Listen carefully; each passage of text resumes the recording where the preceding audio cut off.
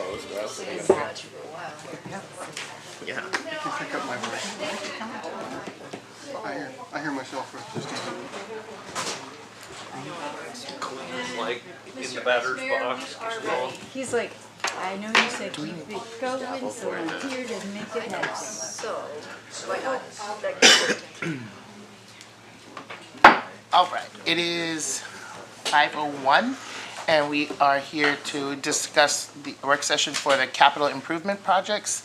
And in the room, we have 5 council members present, and we will start it off with administration. Thank you, Mr. Deputy Mayor.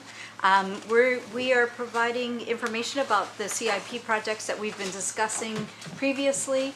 Each department head is going to present on their projects, and actually we've asked them to keep it to 5 minutes for this first hour, 5 minutes each department head for this first hour, and then the second hour we're going to focus on the Public Works shop and the move of that and that project, and that will be a full hour. So Brenda has graciously agreed to run the timer for us, and that's how we're going to go.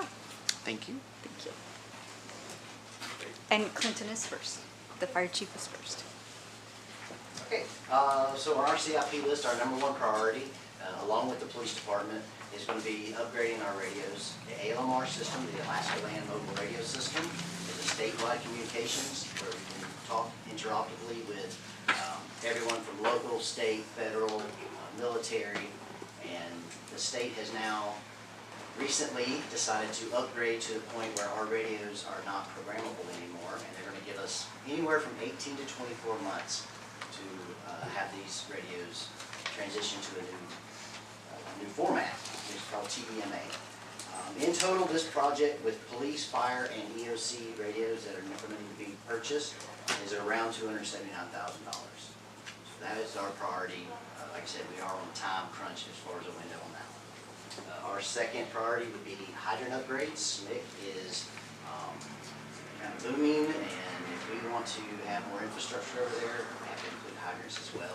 We are, as you saw, we had a boat fire 2 weeks ago. We had one several months before that, and we're getting longer and longer hoselays over there. And so we need to get the hydrants upgraded to a national standard of one approximately every 500 feet. I don't have a figure for that. I think that was kind of part of a master plan involving a grant years ago. So that would have to be probably redesigned. My third CIP would be for a new fire station or public safety building built in 1963. We've obviously outgrown it. It's outdated. It has safety issues. It's becoming more and more of a maintenance burdensome to us. And so we would be looking at trying to get a feasibility study doing for not only a needs assessment, but to have a shovel-ready project to bring to you as council to decide on that. It's kind of no different than the Public Works building. So we're in the same boat as them, and we're just asking for the funds to work on that project. We've already had a senator's office call us and ask us if we were ready. They had some money available, and we were not. So I hate to miss out on that in the future. So that is our 3 main projects. I'm trying to leave a little time for any extras. Thank you, Chief Kreitz. I will say for the management of time, we will save all of our questions till the very end. So if the public or the council has questions, please save them and write them down for after all the presentations. So moving on next, we have Chief. All right, thank you.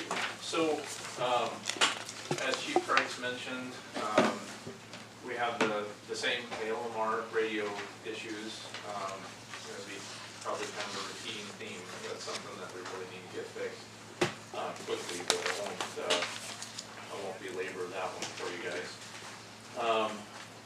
The public safety building that he mentioned is really our biggest thing that's left. You know, we already have the animal control shelter in the works. Hopefully we'll get that done. So that, luckily for us, just brings us to the public safety building. Like Chief Kreitz said, you know, this building as well is kind of at the end of its lifespan. As I mentioned in the packet that I gave you guys, we have issues, especially in the jail. You know, that water main that I mentioned in there, if that breaks, we're in big, big trouble. The whole building's in trouble. And, you know, I don't know what's better, you know, try to fix that or just move away from this. You know, that's not for me to answer, but I definitely want you guys to be aware of it and considering what could happen. But I just wanted to take a couple of minutes and kind of look at the list of things, like the needs list that I gave you in my packet. There's a slide that says what does the police department need, and some of those things are, it's kind of ambiguous, I guess. You know, if you don't work in the police station, you see this list and you go, well, why? Or what are these things? And one of the things that's a big one for me that I wanted to let you guys know is, for example, the evidence processing room and lockers. Currently, let's say, you know, our officers, they go out and they arrest someone that has drugs. Well, they bring the drugs back, and when we process drugs, we need to try to identify what those drugs are before, you know, we send them off to a lab or anything like that, because we're trying to figure out how to do charging documents and things like that. So currently, they'll bring these drugs into the patrol office, their room, and they'll process them there. Now, interestingly, one of the things that makes that incredibly dangerous is that's also the same room that they eat in. It's also the same room that they type their reports in, you know. And in today's world, where we're seeing fentanyl and carfentanil way more often, that becomes unbelievably dangerous. You know, to the point that some of the officers have been to trainings where they've been told, stop doing this processing. You know, don't do this at your department level unless you have a dedicated lab space to do that in. And so, and the reason for that is, I mean, some of this stuff, you get it on your skin and it can take you out. And so, it's important that, you know, as soon as we can manage this, we want to move towards a building that really truly meets the needs of today's policing. This isn't just like let's go out and get a whole bunch of nice stuff. This is like, we actually need these things because of the world that we live in. And that's what I hope that you can take away from that. And if you generate some questions for us, you know, administration's going to get them to me and I'll get them answered for you. So I'll help you understand the whys of this. So another one that's on the list, a couple of them, computer crime lab. Computer stuff and telephones are becoming enormous in what we do. And having the proper gear, like you may not know, but we need a RFI protected room because signals can get in from outside and destroy evidence, and we don't want that to happen. A child abuse interview room, that's another big one. We've tried it in town before, and we call it the Child Advocacy Center, and it closes down and then it goes away. And we want that to stop. We need a dedicated space where we can set this up here and take care of it on our end and bring the nurses in and things like that we need so that we can properly interview these children. So I'm at the end of my time, but thank you. Thank you, Chief Nickel. And then we have Harbor Master Regis. So a few things you know that the UK and Elflow dock replacement project got is in the packet there.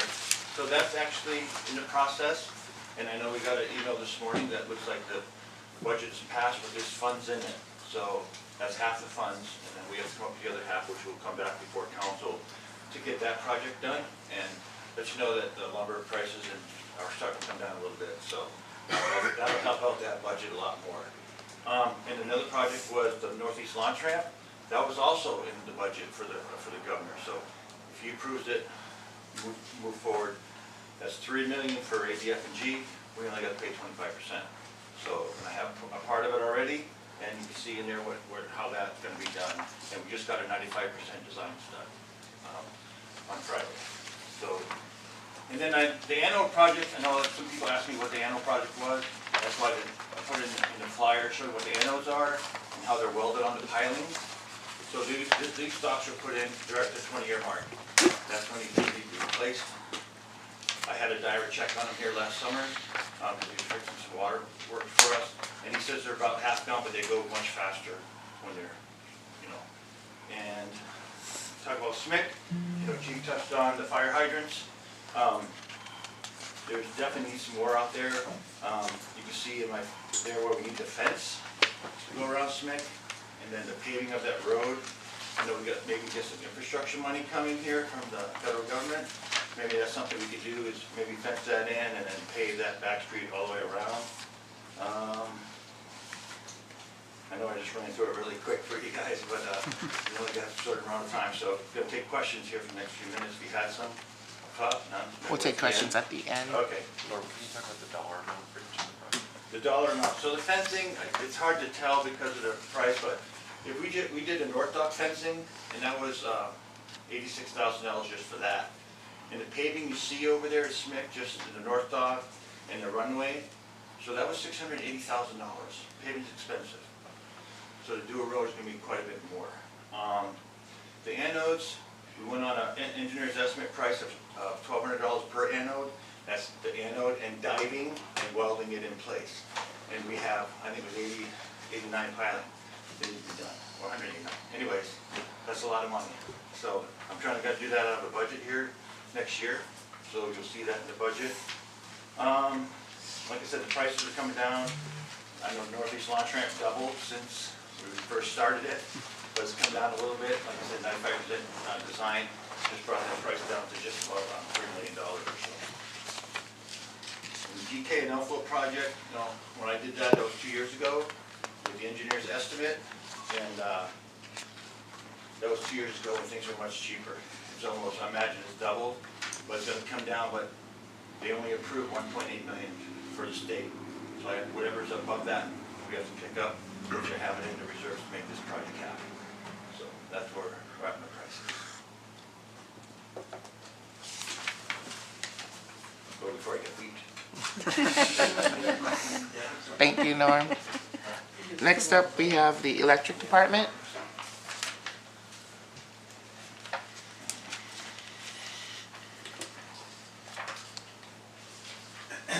Hi, You Pat. guys that don't know me, my name is Pat Dmitrovich. I'm the office supervisor for the City of Stewart Electric Department. And in the interest of time, I got a fair bit to cover here, so I'm just going to get right to it. Second slide you guys hopefully have in front of you is the capital improvement project and 3 priorities that we're setting out. Fort Raymond Substation perimeter fence is 1. Transmission infrastructure along Nash Road is the 2nd. And transmission infrastructure along Stewart Highway, including Lawing and Fort Raymond substations. You probably question why there's a 1A and a 1B. The problem with the 1A and the 1B is it's too difficult to discern at this time what the priority is. The consequences of failure in either one of those situations is not good, catastrophic. Loss of SMIC and Spring Creek. The other one is a Fort Raymond fencing. The next one shows you the aerial view of the substation. The numbers are the fencing that used to be replaced. And we'll get to it in a minute why it needs to be replaced, but it's 781 feet of fencing to be replaced. Some of it in the north corner of the shop there is new, and I can show you some comparisons of what we have and what we need to have. And so the reason that this is such an important thing is because it's right next to a neighborhood. There's schools. It wouldn't be too hard, and we'll see in a minute why it wouldn't be too hard for a child to sneak in there. We've had moose get into the substation because the fence is too low. When the snow burns, they can climb in, and it's not easy to get a moose out of the substation. Okay, so the next slide, you'll see the existing fence, which is in disrepair, and doesn't meet what's called NESC code, which stands for National Electrical Safety Code, which governs the electricity industry as a whole. The existing fence is 8 foot, needs to be 12.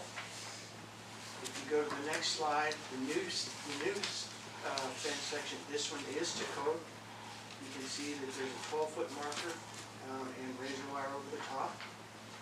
And in the right-hand slide, you'll see where the old fence and the new fence meet.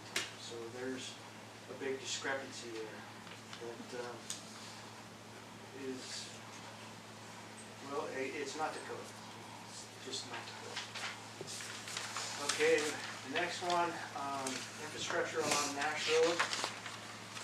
Much of the equipment poles and transformers along the transmission corridor of Spring Creek and beyond are past their service life.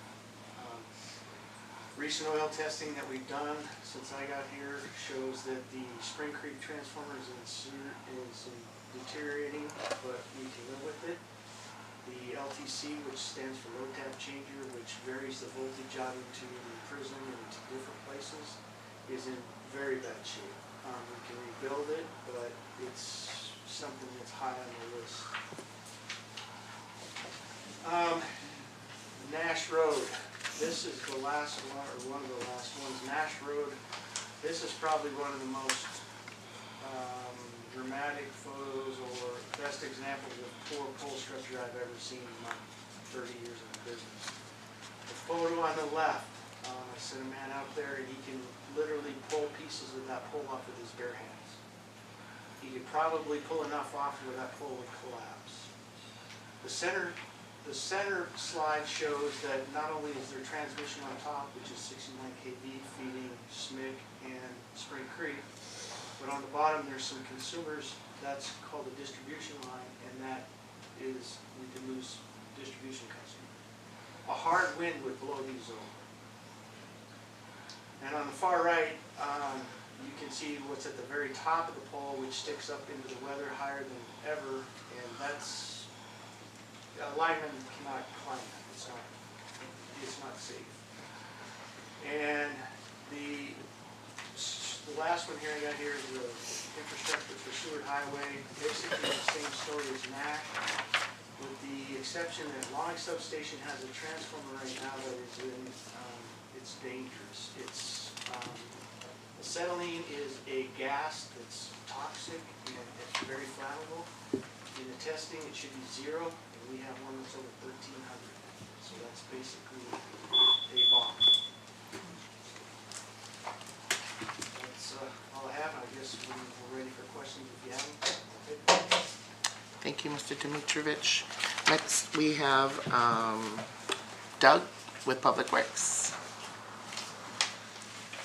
Sorry to confuse the issue with some of the stuff. We had a little bit of confusion in the packet of what was there. So the main pages that are in your packet that came with it, there's like 17 pages. Those will be on the next hour. And then the laydown, there were 3 pages for one for Public Works General Fund, one for water, and one for sewer.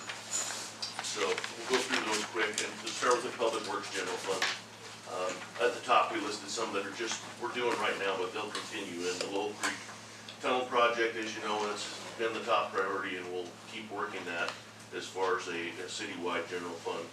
Public Works Facility, we're well on our way trying to work that in. We'll do the main meeting on that right after this session.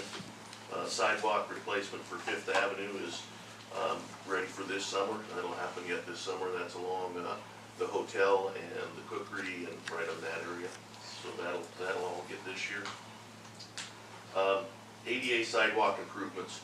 We want to continue those each year, trying to do some of the ramps down by the Sea Life Center will probably be the next spot there. They're just too tall. And so as a wheelchair tries to go up those, they're just not built right. So we need to go back and work some of those. We've done 18 ramps in the last couple of years that we've redone. So there's been quite a few done. We did several in the paving project and several in some sidewalk projects that we've taken. The latest would be right here at the annex the extra van accessible when they're sidewalk replacements. We're on the continuation to work through our list. We're probably looking at fire station right in front, and across Liberty Theater would be the next one. But those are all things that, you know, they all pay money to do them. So we've got them put in there. We'll keep working those sidewalks in. We do need them. I mean, you can go around town. I've been skipping City Hall here. They're bad around here. A couple of years ago, we just pounded asphalt to the compactor and just pounded the asphalt the best we could in to just stretch it out so we could do some of the other projects. So, you know, there's a lot coming up to do. One of those, it'll go with sidewalks, but it's the wall that leans up here. I mean, that's at some point got it. I don't think it's gonna fall over, but it sure would be nice to get that fixed up and maybe look at kind of a bench or something there. Maybe some sort of instead of a full wall, that we could make something more of a community deal there. So we'll see how that one goes. The flat grant matching funds, we agreed to 3 years. I think it was like 80,000, right about 80,000 per year. Our share was roughly 250,000, and that was our match to the 2.7 million for the study to do the safety improvements along Lowell Point Road along the mountainside. None of that's for construction. It's only for them. The federal group, they come in and they've already had the geologist here. They had some of their engineers here. They're putting data together. They should be back, I think, one more time in late August. And then hopefully we'll have results of that study by the end of the year here of what they suggest we do or not. So that's coming up, but they certainly got a lot of data while they were here and had some pretty cool LiDAR and stuff. Sliding door City Hall, that'd be just the back door over here, the front of the library, and depending what we do with the annex, that annex front door that keeps blowing off there. I'll slip through these others quick and run out of time. Additional aeration at Low Point Lagoon, we're working on those projects right now, just what to do to keep things even better than what we have them. Smith Lower Lift Station housing, that'd be actual a housing over the Smith lift station, which is in the little Harbor Smith area there. That would take care of that and bring it back up to a standard. Smart meters, that's on both water and sewer as we get through the study. Mobile standby generator at Lift Station 1 here in town. And we've got a couple double wall fuel tanks that we've just got the old single walls that are very old that we've been working on trying to get them on to replace. So we need to start doing those once a year, 1 or 2 a year. And then the big one, we did get funding, the Smith hypochlorite generator on water. We got half paid on that. We got a loan, and it's half forgiveness on that loan to do that one. So we're working on that to get it out to engineering, and we'll go from there. And I think I've said the other two on that. And then I'll be back, I guess, after this one. Thank you, Doug. Coming up, we have IT.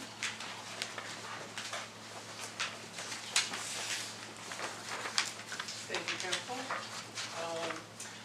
Our number one and only priority for CIP is a new phone system for City of Stewart. This will be citywide through all the buildings that the city controls, not just City Hall.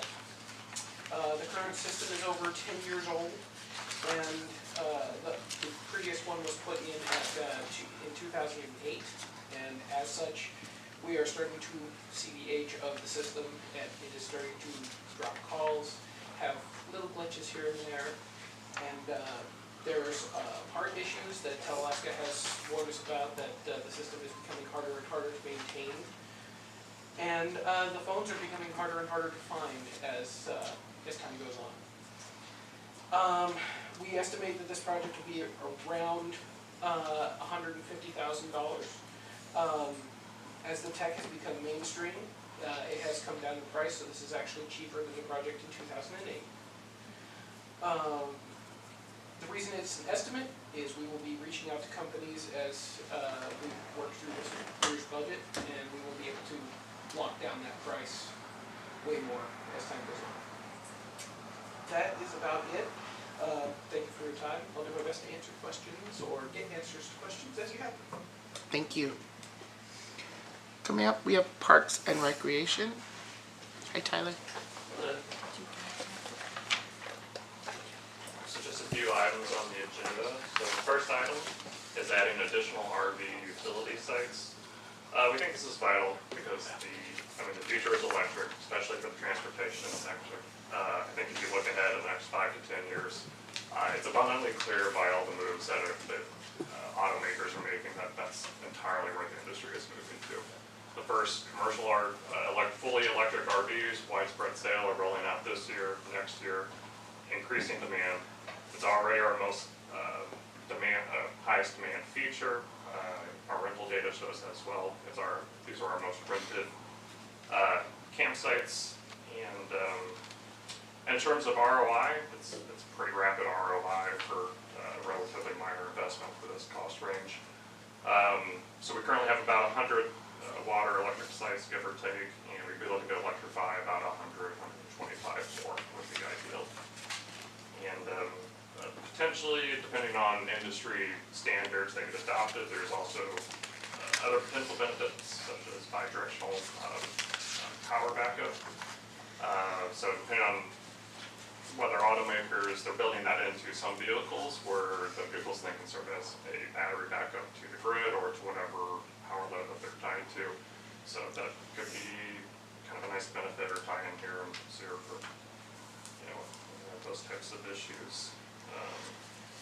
Especially with the size of RV battery packs that would likely come out, there could actually be a sizable potential battery backup. So next up is campfire rings and picnic tables. This one's pretty easy to do. We just are lacking about 200, and it would be nice to procure those. And just because those are generally considered basic amenities at most campgrounds, and again, it's a highly requested item. So, other potential benefits of that is along with the safety benefits of helping control fires, because what happens when we don't provide the fire rings, they're going to campers will make fires wherever they want to. So we've seen that time and again, and not only is there safety considerations, but also potentially destroying ground, soil, other environmental considerations along those lines. So that would help mitigate unpermitted fires. And finally, so a community recreation center. So we're a big believer in this. I think a community recreation center could be a huge boon to the community. I think it's the one item, it's the one component of recreation here that seems to be missing for the city, which is a dedicated community space for year-round recreation. I know there's we have agreements, there's different ways we try and tackle that problem to provide year-round recreation. They all have their pros and cons. But I think a dedicated programming space would really bring the community a next level up in terms of recreational amenities. And not just to have a center just to duplicate, we definitely don't want to just duplicate other potential services here in town. So making sure that they can offer unique services to the community. So something like an indoor climbing wall. The last couple places I've worked at had dedicated indoor climbing walls, and they're always hugely popular. It's always a huge draw, especially for youth, it's one of the few recreational sports where you can do as soon as 4 years old, 5 years old, all the way until there's well in an advanced age. So it's great for youth. You don't have to talk them into it. They see it. It's a highly attractive recreation amenity. They want to go there. They want to spend all day there. They want to get into climbing. And these walls, they don't even really require a ton of staffing. You can have auto delays. You can staff them essentially with 1 or 2 climbing facilitators. So again, another potential draw for tourism. Be another attractive recreation amenity too. And just as we've seen this last year, where again we're interdependent on a lot of other entities for being able to provide the recreation services that we currently provide, and unfortunately we we see where that that access can be limited very quickly, and we don't really have a whole lot of say in it. So we think it would be nice to give the community a real dedicated space that provide those services for them. Thank you. Yeah. And now we have community development. So I'm gonna do two hats, community development and cemetery, because it's never been brought up, but we really need to be looking forward into the future about adding a columbarium to our city cemetery, as well as working with the other cemeteries to provide those for burial options. Community development currently is in the process of redoing the cemetery layout, and we will be required to survey our cemeteries. We believe that over the years, areas have either been encroached upon and or there are areas that should be part of the cemetery. So that process will be coming forward. I'd like to see it added to the CIP list. Other things are a cemetery management plan and system. We don't have one. We have Excel spreadsheets, and you get to a point where we need to move into an area that we can provide as much information as possible. That ties in with our GIS that you as a council have in front of you this evening. Gives us some other abilities, but the GIS process is not just a community development process, it's an all across the board department process. It gives the ability for every department to enter in their information, as well as eventually change the AutoCAD and CAD design that we have into the GIS, which would make it so everybody would have access to it. I'd like to see the city look into adding an actual infrastructure fund into your CIP, that it's something that, you know, I come from a community where we lost our water lines and a minimum bill went from $52 to $163. And I think that, you know, our public works, all of our departments do a really great job, but it's something that you in the future, we need to know that a certain amount every year is going into this fund so we can replace the lines as they're needed, whether it's water, sewer, or electric. If you have an infrastructure fund, you will end up where we have these large projects from electric or parks or public works that can be funded out of that. And then your strategic plan and a CIP plan, which is what administration's working on, but the strategic plan, we need anywhere between $25,000 and $55,000 to do the strategic plan, and that's a 1993 plan. That's all I have. Thank you. All right. And now we will do questions.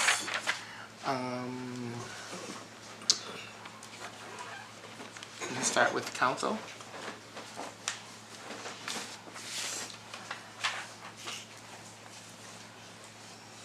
I'll start with one question. My question is for Chief Nickel and for Chief Kreitz. Will the radios be on this, but were they are budgeted for the next one, or will we be trying to pay for it out of the current budget? We were going to try to bring a resolution and see if we could get some of the CPV funds to help fund some of that. Okay. We'd probably do it in a staggered purchase. We haven't worked out the details yet. Just kind of wanted to bring it to your attention tonight that it's coming, and then we're going to try to figure out where it actually goes funds, but more likely between general funds and CPV. Okay, just to follow up on that, I know that part of the CPV funds might be used for the GKL float project. So is that worked on interdepartmentally? Right, we have met with the harbor master about the funds, and he has told us how much he needs, so we're, you know, working out who needs what so that we can make sure. So the GK&L funds will come from the harbor reserve, not from CPV. Oh, okay. CPV will only pay for the engineering for the construction phase of it, which is, I believe, roughly around $130,000. Okay. And the balance? the balance in the CPV? So if I remember right from last time, there's nothing in the borough one, but I think there's 1.3, 1.5 in the state, where some of it has already been not appropriated, but dedicated to like the buses for the next couple of years. And then I think there's already 240,000 for the Northeast Lawn Track that's already in there, so. So just to follow up on that, the buses are budgeted out of that and currently in that, Correct. For the next as 2 well years. as the radios and the engineering of the, So the radios are not just yet, that's why they are. Well, No, he's gonna bring it no, before no. you. That's what we're trying to bring. Yeah, they're gonna bring it before you, if it's currently not. okay. But that's why they're gonna bring the resolution before. But it you will for that. fit in, all three of those things will fit in the current price or the current balance of the CPV? Correct. Okay, thank you. Oh, go ahead. Councilmember McClure? I had a question about the public safety building and the water main issue. I'm not sure who I should ask, but can the water main that could devastate the building, can it be fixed, and what would the cost be? I mean, we're not probably prepared to have a total new building, but what can you say about that? I'll bring you an answer on next meeting. I'll have the guys go through the whole thing. There's some debate on what can be shut off and what can't be shut off, and what line is a water line and what line is a sewer line, and what's fire water. Yeah, none of us wants to flood anything now. I mean, least of all me, but it would hit here first and then we'd be all into it too. I'll get you the right answer here on the next meeting. Just so that it's helpful for the people who might be listening on the radio, could you just say who you are if you are speaking, so they would know who's coming before? Thank you, Doug. That was public works. And, if Yes. I may add, in the meantime, we're gonna take some photos, so you can see what we're talking about in the basement, and then we'll email them to you. Thank you. And Councilmember Cease? Well, I don't know why, maybe I dreamt it, but I thought we just got radios. City, So for the police department. we're Chief Nickel? always buying some radios, so like in our case, we just bought portable, the radios that go on our side. But these are going to be for the police department, mainly in-car radios that have been reused over and over again, and now they're not gonna be good. Okay, and then the fitness center. Why would we do that when we have fitness centers here that are, maybe you're not paying for them anymore? I don't know how that works now. It's just one of those nice things, you know, does it have to be there? No. But, like, we currently have a small gym under the fire department, you know, and we'd like to keep that going, if at all possible. Thank you.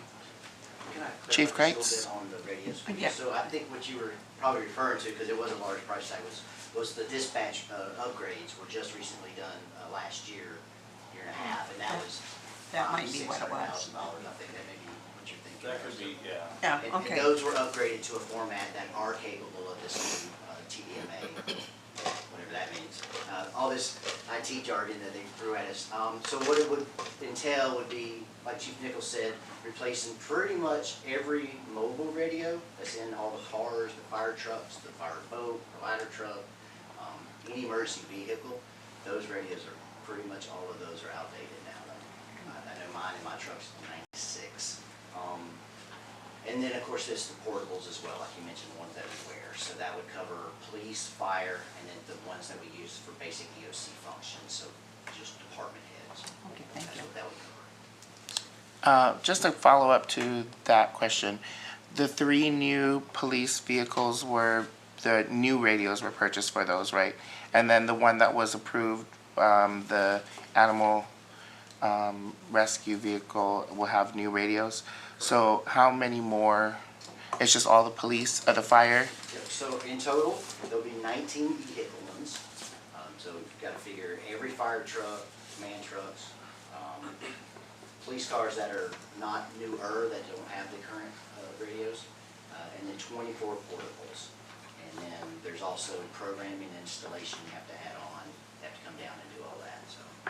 And those are also new radios for like the volunteer firefighters? No, so I'm No. gonna not do that to try to save money. It'll just be for the officers.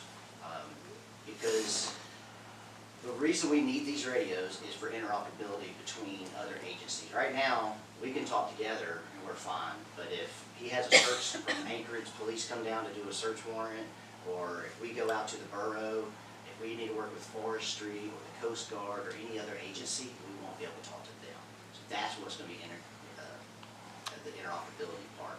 And so I can't see spending the money for every volunteer to have that capability, as long as the officers can talk to the other officer in charge.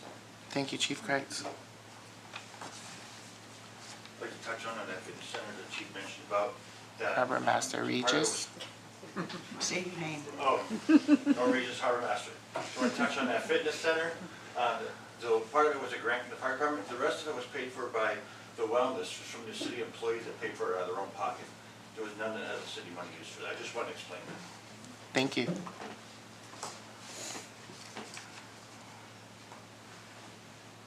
So I have a question for Pat.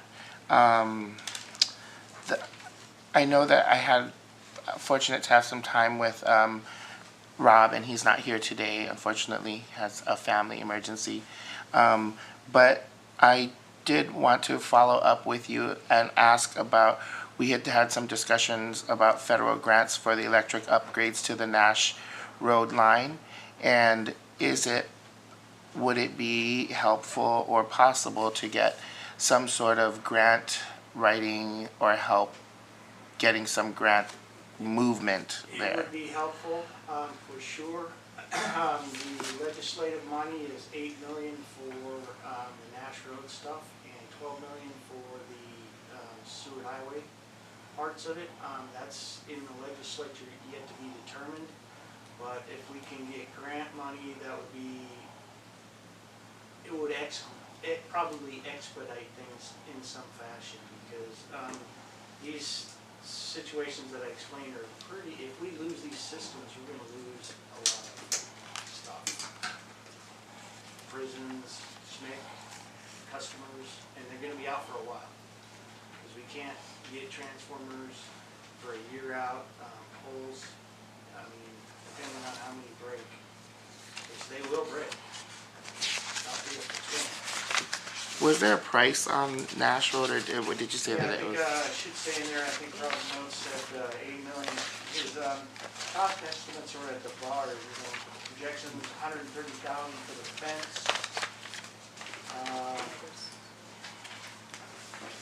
Nash Road was 8 to 10, depending on how far you want to go with Spring Creek substation. And then the last priority was $12 million for the Stewart Highway. And this can be kind of piecemealed at some points, but not all. There's very serious critical failure points in there that should be addressed right away. But to bite the whole chunk, that's a lot. So I'm not sure, I'm not privy enough to what goes on in the legislature to answer your question fully, but a grant, any kind of grant, any monies we could get would be very helpful. Thank you, Pat. And a follow-up? Yeah, related to that, the picture you have of that pole that people are peeling pieces off of and no one can find, how does this happen? Is it just weather? It's been there for so long. It's part of the environment. You're talking about the Nash Road transmission poles. If you look at them and you're just driving by, it doesn't appear to be a big deal. But if you look very closely, the far left one, I sent a man out there and he could literally put his fingers into the pole and pull hunks of it out.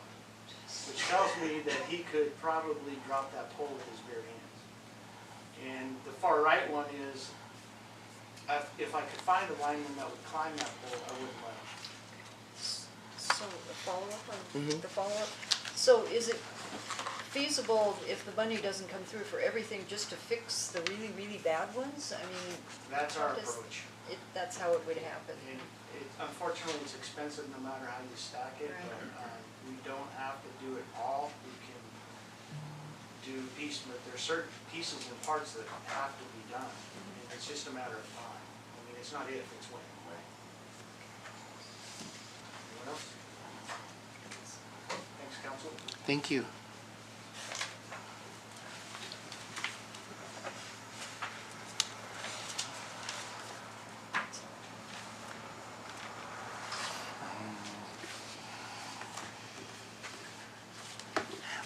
I had just one more question for Doug on the wastewater.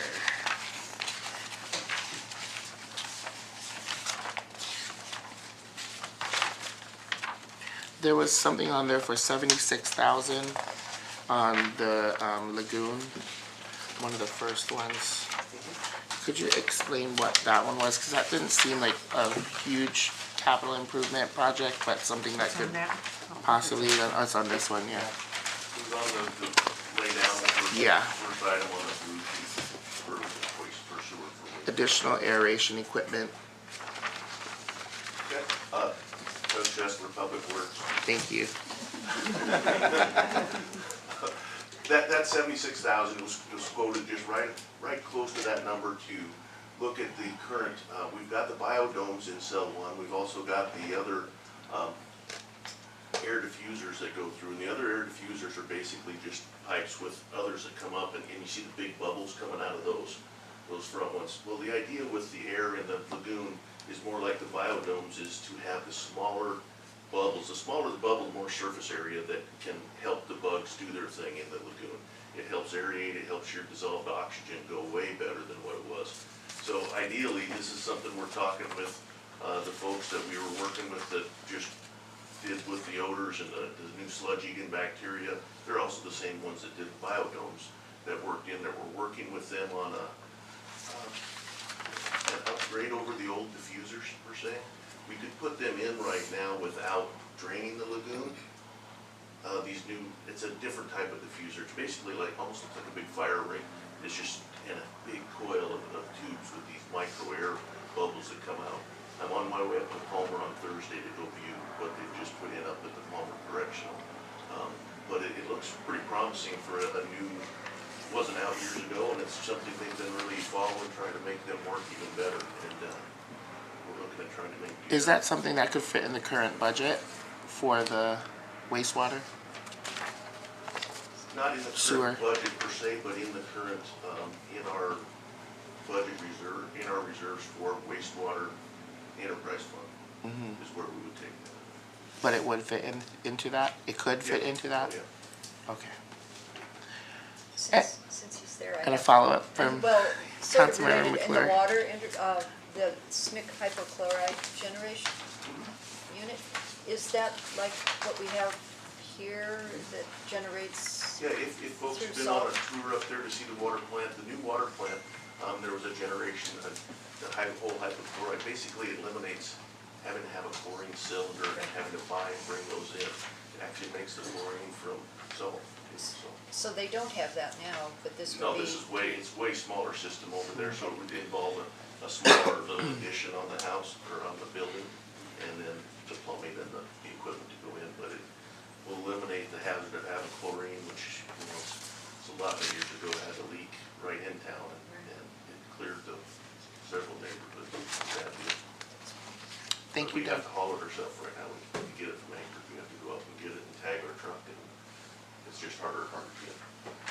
Thank you. Madam Clerk, was there anybody who wrote in any comments? No, sir. Okay. Is there anybody from the public wishing to ask any questions of the department heads? And one last time for council, any other questions? All right. I have Okay. a question. I'm just curious, this is just a work session, right? So if we don't have to voice like, we want to see this through, we don't want to see this through. I mean, if we have this work session and nobody says anything, then is administration gonna assume that we want everything on this list? No, we wanted to present information about the project so that when you do make those decisions, you'll know about the project, if that makes sense. Yeah, Okay. absolutely. Okay. Thank you. And one more? No? Okay, they said they had two. No. Thank you. So we are a little bit early. want to take a break and get some? Yeah. Yeah. Let's take a break, and we will come back at 6 p.m. with another 15 minutes from Public Works Director Doug Schessler. And we'll come back at 6 p.m. Recess.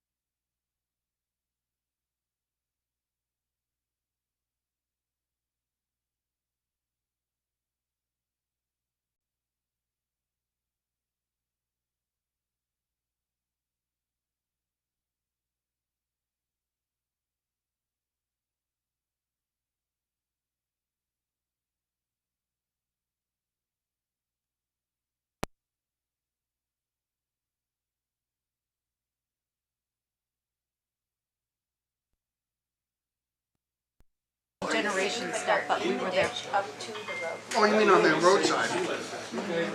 All right. I was thinking about the alleyway.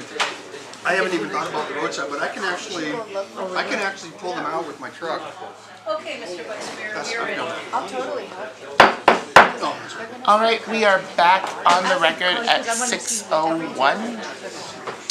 We're going to get started on the movement of the Public Works building with Public Works Director Doug Schessler.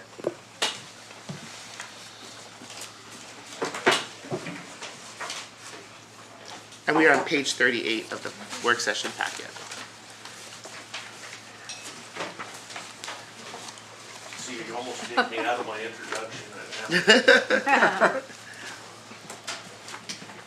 So 37 of your packet, I assume, looks like this. More pages, Yes. okay. We'll work through. The only change I have is I split that Kenai pictures that was a lay down. I'll have them slipped in. You can keep them to the side and you'll know when I talk about them where you can put them in. So, the reason the mic was up there is because you're not getting picked up on speaker. It's not on here. Yeah, it's on. There you go. It's not. It should be orange. There you go. Now it's on. It's like the chalkboard. Okay. Public Works relocation information. As you guys know, it's been on for a long time trying to work it, and the council, the public, seems like it's a good time to go, and we're all trying to work forward to see what we can do with it here as far as how, what, and where. So I want to give you a little information on it. You've read most in the packet, but for those online and on the TV, the information here is basically just to move the warehouse, a relocation, to move it from ideally just getting it out of the downtown. And you freeing up those lots there's 32 lots there, and we're putting that into residential housing. So that's the whole gist of it. It's been that way, although earlier it started that it was a commercial development. This is back 20 years ago. I'm reading through history and things on it, and there was a hotel going to go in there. So we've got some changes of what has happened in these, 20, 30 years of waiting to get this. Currently, we're on 2.5 acres, and that includes the alley that's in the middle there. We're looking at moving and basically size-wise, building size especially, and yard size, we're looking to hopefully get roughly 4 acres or better. We don't have to have a lot more than that, but right in that area to make it all work and put it together. Our primary shop, as you see, is right now it's 5,000 square foot. The suggestion is to basically double that. And what you'll see in the pictures as we move along through, and I'll go through that, is just the differences in having equipment warm storage versus not. Being able in the winter to step out, you're stepping the equipment basically, you can grease it, it's all thawed out, you get in, you're not letting it warm up for half an hour just trying to get the windows thawed. And you can actually get to the grease and grease it. I mean, that big equipment, the graders and loaders, and they sit outside all the time, and we're out using them, they're froze up. I mean, that snow blower, we make it inside with that just to try to thaw that out, but it's got 1.5 feet of ice and it barely gets thawed out for the next day. Huge difference on maintenance costs, and I'm going to be bringing one to you on the next meeting here on one of our graders, and whether it's maintenance, whether it's just age, it's a 2001, but it's some of both, but it's a repair of like $62,000. Hopefully we get 10,000 back on the core charge, but it depends if that transmission core is there. But having things a way to park in the winter time inside, being able to have a warm storage, it gets everybody operating quicker. It keeps your equipment in much better shape than it is. So that's the idea as far as the Public Works warm storage and shop together. As we go down, we have several other buildings on the, we have a couple connexes. We have a building that houses all the plumbing for water and sewer, and also we put the sewer vacuum tank in there that we have to keep warm so it actually works in the winter. We used to actually store that at Isoka Seafoods in one of their bays for the winter, so if we had something bad we had to do, we could do that. And now we have the Vector truck in there, and to use it in the winter, it's got to be inside. The 40-foot connexes, we could probably move those and use those. We could make those work a little better, maybe clean them a little bit, make them look a little nicer than they do. The off-site storage we have is just different yards that we use. We even use the hydro building up in Little Canyon. It's heated, we store our road paint in it, just to have a place to store those things. So, you know, we're kind of bounced around with stuff all over the city, but we're making it work with what we have. But one key to this whole project too, a part of it is we've been talking about a satellite fire station for quite a while too, and on the bottom of the page I list that we'd like to add a bay, and just instead of building a whole new facility for a one-bay fire department, it'd be something we could put together, put them in the same, and if they ever build a whole new facility, we're going to grow into that extra bay if that's what it takes, but it's going to be a lot of years to get to that. But Clinton is here too. He wanted to say a few words about the fire department part. Chief Craig's Fire Department. So I just wanted to echo what Doug was saying, that we've talked for years. Those of you who've been on council a while, you've heard a lot 10A, you've heard a remote fire station, and I just think it would be more cost beneficial to add one bay onto a public works building. We could store a fire engine on the other side of the lagoon, so if the lagoon gets washed out during an earthquake or tsunami, we would have fire apparatus on that side. And it just, to me, it's just much more economical sense to do that. And that also will be a temporary stopgap measure to get our ladder truck on this side of the bay where it's greatly needed instead of over there at SMIC. So it's a win-win for us if we could get a bay added on. That's all I want to say about that. Thanks. I'm timed on 15 minutes, aren't I? All right. Page 2, environmental. There has been prior soil environmental analysis conducted at the 6th Street site. They've come up with very little contaminants that they had showed on them. We are in the middle of having our on-call engineer set up for another one. That also should be coming to the next meeting. But it's, you know, to do the full investigation, to do it right, it's a level 1, level 2 investigation on it. It's $32,000. So that you'll see that coming up for a agenda item on the next meeting. But, you know, I think we have to do those things to assure that us and others that it is okay, and if it's not, to deal with what's there. Equipment availability. Just something that I think we've talked about with different departments and different things, but having the equipment available right now, when we had the tsunami in 17, the big tsunami warning at midnight, there was like 3 of us that showed up because we're kind of still in that zone on 6th that it's an evacuation area. Similar to some of the others, here we are, I mean, we're barely up, but are we even out of it here at City Hall?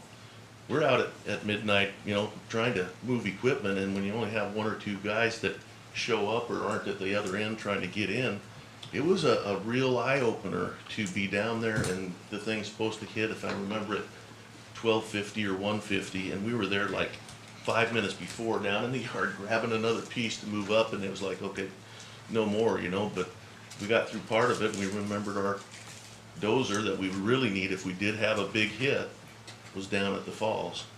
So we dropped the other things, ran down there with it, deal, drove it up the back alley up Brunel, out your house, rumbled by.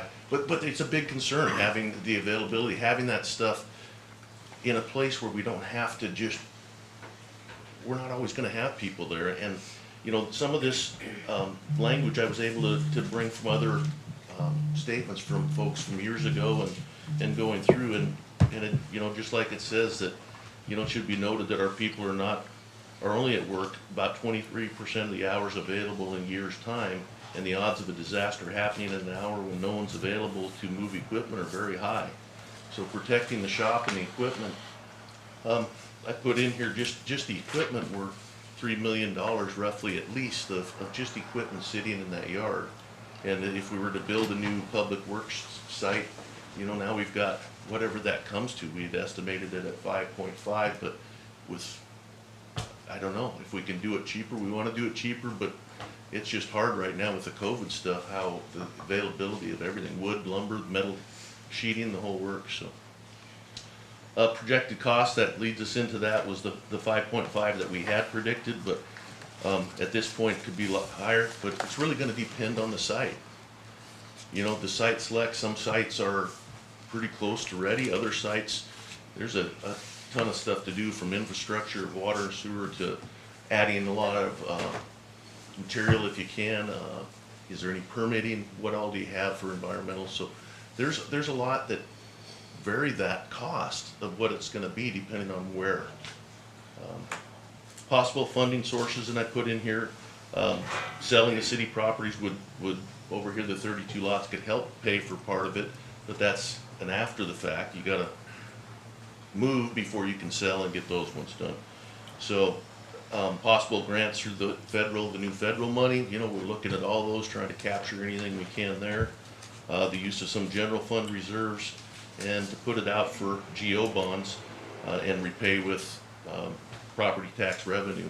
But maybe that, like I said, could then be supplemented with the sale of things. So, you know, GO bonds, that's another thing if we're gonna do it. There's a schedule that, we got election coming up this fall, and I think our deadline to say we're gonna do it is gonna be August, if that's something we're gonna do. So it's something to think about as far as bonds and how and what. So, and we'll bring more on that. Jeanette's been really good about talking on some of that stuff. We've been going through some of that. Stephen's working through different funding, whether it's the sale of other properties. But you know how that looks. Everything we sell, there's places to go. It's just like your CPV money. You know, we're all trying to get a piece of that to do different jobs. Optimistic schedule would be to get a site selected and get it to design phase. Funding decisions through city council and public. Then an RFP and engineering by September 2021. And like I said, this is really an ambitious schedule to get this going and know we're going to do it. And then RFP out to bidders by February. They should have it all designed by then. Break ground as soon as possible, and hopefully be in the building next winter, so December of next year. Facility needs, I've barely touched on this before. The public works building of 10 to 12,000 square foot would adequately support it. There's a couple different things in here from the sand storage shed we have over there. We haven't covered sand. It makes a big difference in how much salt you have to put in to keep it from just lumping and freezing up. And then you're just into more labor, more time, and less sand that's available. The shed we have is working pretty well, but it's definitely smaller than what we could really need for the winter. We fill it up several times a year. Covered storage for some of the other trucks would be, you know, it's not a covered storage is a deal breaker. We don't have to have it, but it sure be nice to have the dump trucks and those things at least parked under covered storage, so they're ready to go. So just different things on here you can look at. We'd go through, we'd lay out a building design and figure out how to do it, but you know, definitely don't want to forget the fire department ladder truck. Did move it on this side of the bay to add that in. But there's all costs, and you guys saw what Norm say was 85,000 or 65,000 just for the fencing around the north dock. So you're probably similar to that, you know, 100,000 for fencing. There's a lot of different costs that we all have to look at what we need and what has to be done there. So, and that would all be part of the bid. I mean, it's just part of the whole thing. Proposed site selection criteria. Must establish facility criteria, and we have some things, and I put an example sheet in here of one they've done before that gave, it's back a few pages, I'm sorry, it's not right after that. But it's just something that we're all looking at, and that's for a future meeting. We've talked to both Stephen and Jeanette, think it's gonna be a meeting on its own to do that. So we'll work on that, but it gives us a way to maybe evaluate some of the sites, and so I think we need to do that. I do think it's important that we look at the different access points of how to enter from a highway, the central, and be as central as can, so you're just saving costs. The more windshield time you have in a loader and a grader, the further away you are, it just keeps adding up. That was the reason we moved the Soldotna one into town, just because it just took so much time and fuel and money all the time just to get into where you're working.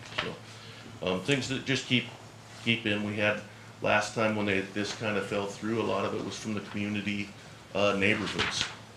Don't want to compete with us coming and going out of the same access, so they're all things that need to be considered. We can go through and also, like I'd mentioned before, trying to be away from disaster areas so we can at least not have to try to move everything. We can actually be ready to go.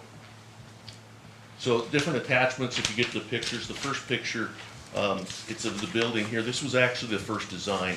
That actually included electric in the design back in 2004, I believe. And it's a nice building, 2-story, elevator inside, had like 10 offices in it.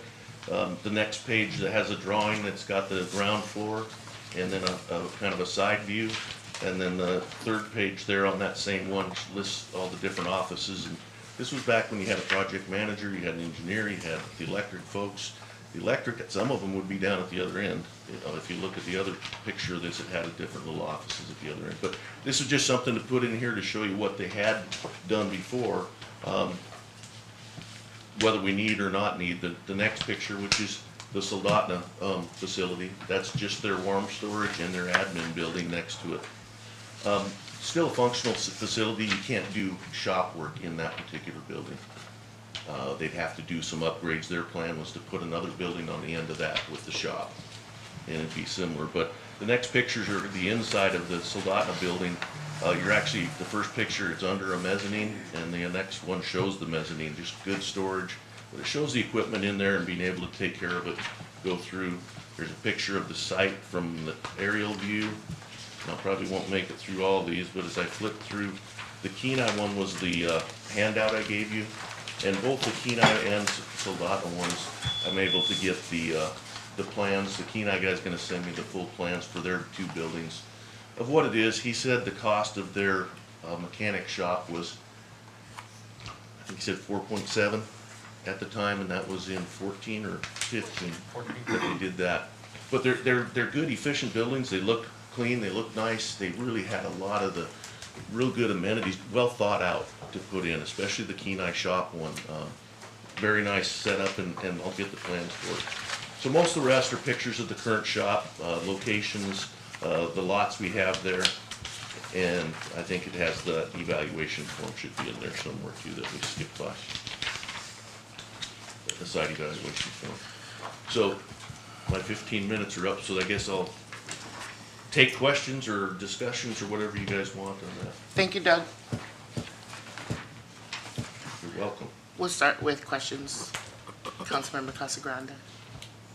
On page 1, but of the packet, I think it's 51, there's city shop alternate site location evaluation.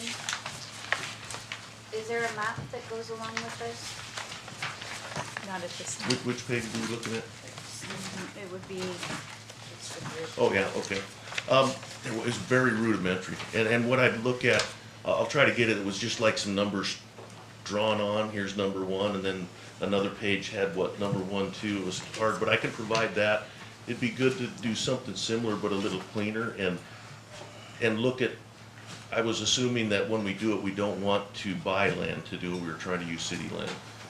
But we can put on either or. There's a lot of, there was a lot of spots they did look at last time down by the railroad, down different things that they looked at and the different things on it. So, yes, there is a map to answer your question, and I can provide that, but it's pretty rudimentary. all right. City Manager Bauer. Thank you. We are going to be following up with looking at the sites and then have a recommendation. That's our plan.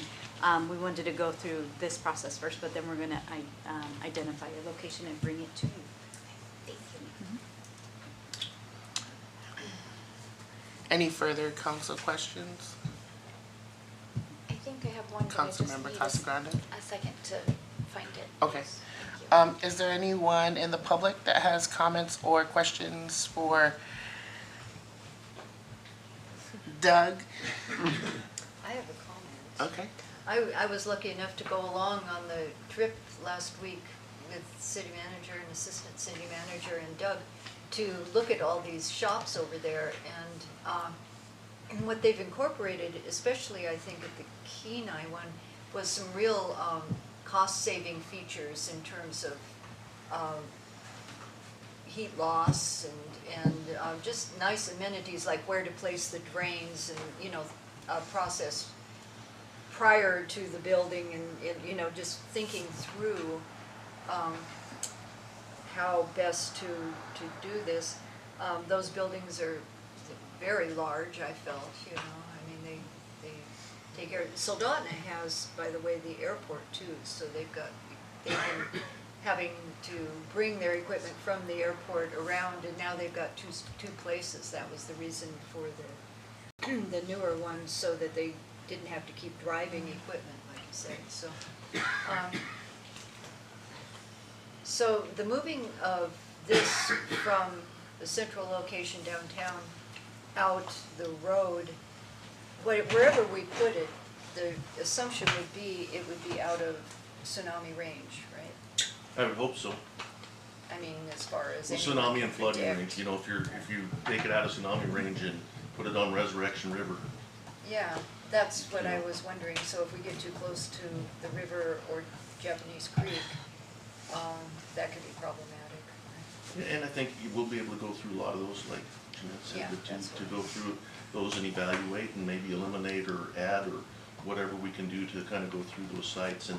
And yeah, in 15 minutes, it's hard to touch on all the things you want to touch on, really, and I appreciate the questions, and the trip was actually very eye-opening for a lot of that. The Kenai shop and warm storage, the public works director there was very cordial, said he would get me on a thumb drive and get me their whole plans. Give me the whole thing of what we can do and how we could incorporate that or add a fire bay or how to do those things, but mostly have a lot of that done on it. It was a very, very interesting setup. They had everything thought out from, you go in the door right by the main shop, and they had this little oil room fully set up for the whole filters and drained and all done. The new drums were over the side. All their oil and their grease is pumped out of that room through airlines, basically, pumped right to their 3 stations that have a wall between each one, and they don't have to carry that stuff across the floor. I mean, really efficient stuff that they did. Both of them, when they designed these buildings, the Soldotna one I was part of on that design when I was over there, we worked it in to have, it was all the sandwiched panels for the walls and the ceiling, so they're 4 or 5 inches thick with metal on each side, and they pull right up to a big metal frame. But the ceiling was R50 on it, the sides were R30, in-floor heat kept the slab warm. You pull equipment out in the winter, shut the doors, and there's also a waste oil heater that picks up the other. Kenai had a waste oil heater, same thing. I mean, it was just a really good setup. People are looking at how to make it as energy efficient as you can, but environmentally, how's your floor drains, how's your oil water separator. They have a full clay media system in the Soldotna when they wanted to make it, because they're requiring all their businesses in town, you have to do this stuff. So they went a little bit overboard, but it's really now a great system in there. So there's a lot of things that they looked at and how to make things. Kenai versus Soldotna, drive-through bays. You have a garage door on each side. The bay, you know, cost for each garage door versus the cost for a wall, energy, they went through a lot of different things on it and really made pretty good buildings on it. And I think I'm really anxious to see those plans for the Kenai one and go through them a little bit more, because I think the things they did for the workers inside, for the ventilation. In our shop and most, you have these big huge hoses that hang up and they pipe air out for your exhaust. You put them over the top like the grater. If you're working on a pickup, you bring it over and slide it on the exhaust pipe and it sucks air out to try to keep the exhaust out of the deal. They actually had them built in the floor, in the cement, and you walk over, open this little lid, pull that thing out, drag it right over, put it on the car or the truck or whatever you're using. He said it saved him $150,000. He thought it was going to be more by, you know, it was just a different idea, so you didn't have hoses that you're clunking into. Main reason, and we have one of the cranes kind of through the ceilings on an I-beam up there. Theirs is a double beam hauling stuff across, and then it can go back and forth this way. But that would have hit all the airlines, all the big exhaust tubes, and just was kind of a thought, and here ends up saving them money. So, you know, just good ideas. There's a lot of it that, you know, we don't have to reinvent the wheel. There's some pretty good examples there. City Manager Bauer. Thank you. Councilmember Casagrande, you had a question last meeting regarding could we sell part of the property immediately or Oh, move right. part, I shouldn't say sell, but move them off part of the property and begin this process to sell. And we do have an answer for you regarding that. Well, my first answer is no. But he's going to expand on that. There's a couple of things there at the shop. Number one, I mean, just operationally it would be just really hard. We're driving through all that just to even get to where we're getting our stuff. The building in the back is where everything's plugged in and parked, and if you don't have another place to do all that, it's a tough thing. Secondly, there's the water line stops at Jefferson and goes all the way. There's no water line across Jefferson to Madison. So that's gonna have to be added at some time to service all those same lots that we're talking about. The sewer line goes down the alley, but it goes partway down the alley from the south and partway down the alley from the north, and it's kind of the continental divide there. You know, they go both different ways. But it'll need to get extended a little bit to pick up those other lots.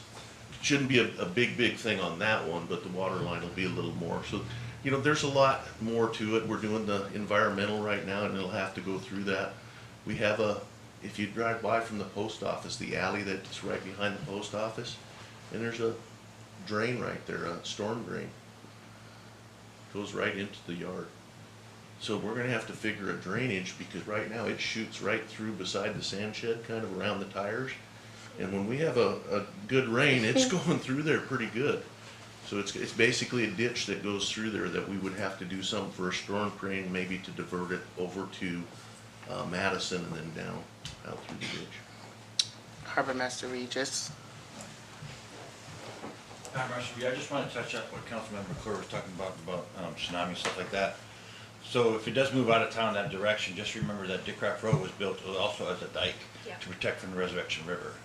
So it'll take a lot, you know. You'd have to you'll have to take out the whole road. It'd be a really huge flood to take that out. But that's one of the possibilities moving down that direction. There is protection from that, and it is out of the inundation zone. So. Thank you. Councilmember Casagrande. May I just clarify, you said on Madison is where the water line, where is the water line going? Which street? Madison or Jefferson? Water line goes down 7th Belane, gets to Jefferson, goes up to 6th Avenue, goes across 6th, and then it cuts back down around the shop, basically, down Madison. So just the water line, there is no all the way down Belane, the water line runs down Belane until you hit Jefferson, and it stops, goes up. They didn't do that connection way back when. I don't know why, but it's not there.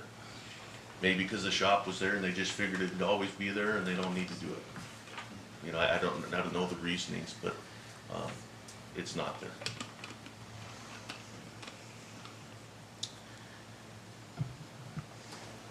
Any other questions from the council?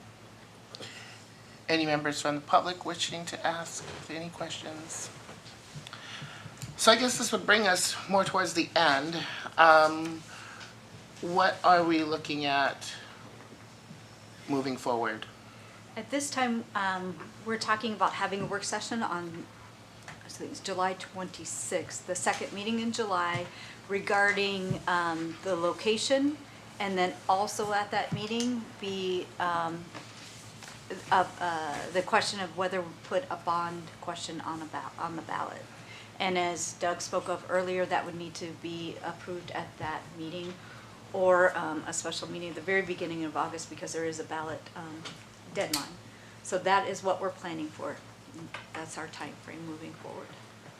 Are there any other solutions other than going out to bond? Those are the things that we are still looking at. So part of what we've talked about is as we sell properties to pay for, the thought of the bond is then we would be able to move forward with the project and then fund the bond payment through the sale of properties. But if we kind of wait for all the sale of properties, then we won't be able to move forward. Kind of a chicken and egg thing a little bit going on. But that's our thought, is to bond and fund it through the sale of the properties. However, with a GO bond, it has to be written so that it is a levy, property tax levy. So, so it'll be written that way, but we do, that's our plan, is to hopefully pay it through the sale of properties. We will, and I do want to note, we cannot pay the entire thing through the sale of properties. We're aware of that. As we talked about, maybe a $10 million, $10 to $15 million project, sale of properties will not pay for all of that. So a portion we hope to fund that way, but the rest of it will be through the general obligation. And we will always continue to look for funding. That's our plan. The time frame, because of the ballot, that's why we're going to put that before you. Now, if we end up between, I know Brenda has a time frame for printing the ballot, so I don't want to mess with that, but, you know, if we find money or there's money available, then we don't bond. So, I mean, we'd have the authority to move forward should we choose to do so, and we can put it in the bond question for, say, we have authority for 2 years, you know, that sort of thing. And then if we don't move forward, we don't have the authority to bond. So we don't need to start, you know, a bond right away. We can continue looking for funding in the meantime, but we wanted to gain the authority to do so. Would we do engineering and studying before the bond, or would we do that after? It depends on how we want to pay for the engineering. We can, you know, if we want to take, because it would be general fund, we could take it from general fund to pay for that. We could, you know, if we had the funds, we could do that and pay for it just with general fund without the bond. Or we could take it out of the bond. Sometimes certain bonds will allow you to, once you fund the bond, then pay back for the engineering. So it's just going to depend on the parameters of the bond itself. Thank you. One last chance. All right. So I will call this work session an end at 6:33.